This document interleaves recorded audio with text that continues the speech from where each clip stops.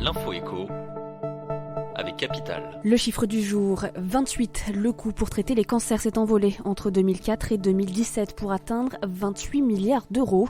Une hausse inquiétante qui, selon le célèbre oncologue David Kayat, fait planer le risque d'une médecine à deux vitesses. Selon une étude, ce sont les dépenses liées aux soins et notamment à l'hospitalisation et aux médicaments qui ont le plus augmenté entre 2004 et 2017. Il y a 3 ans, elles atteignaient 16,5 milliards d'euros, soit une hausse de 50% en 13 ans. Pour tenter d'enrayer cette augmentation dangereuse, plusieurs pistes sont avancées par les professionnels de santé comme une rationalisation des coûts des soins. Tous les détails sur capital.fr.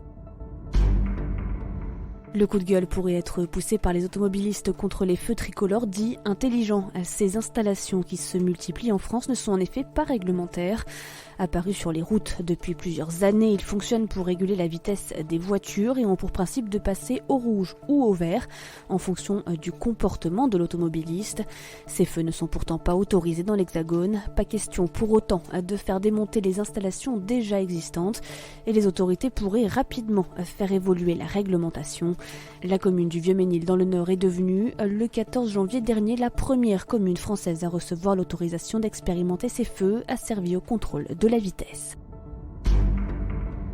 L'info pratique Capital, comment gagner en influence sur LinkedIn. Le plus connu des réseaux sociaux professionnels peut être un véritable atout pour qui sait s'en servir.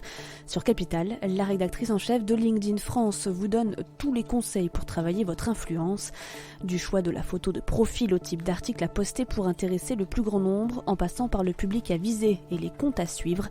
Devenez un vrai pro de l'influence sur la plateforme et retrouvez tous les conseils sur capital.fr. On termine avec cette nouvelle offre qui pourrait plaire aux amateurs de calme, à condition d'en avoir les moyens. L'homme d'affaires britannique Richard Branson a lancé sa compagnie de croisière de luxe Virgin Voyage, interdite aux enfants. Le Scarlet Lady sera le premier paquebot à prendre la mer, réservé aux plus de 18 ans. Il abritera 1330 cabines et 78 suites avec de nombreux restaurants et bars, un spa et même un salon de tatouage.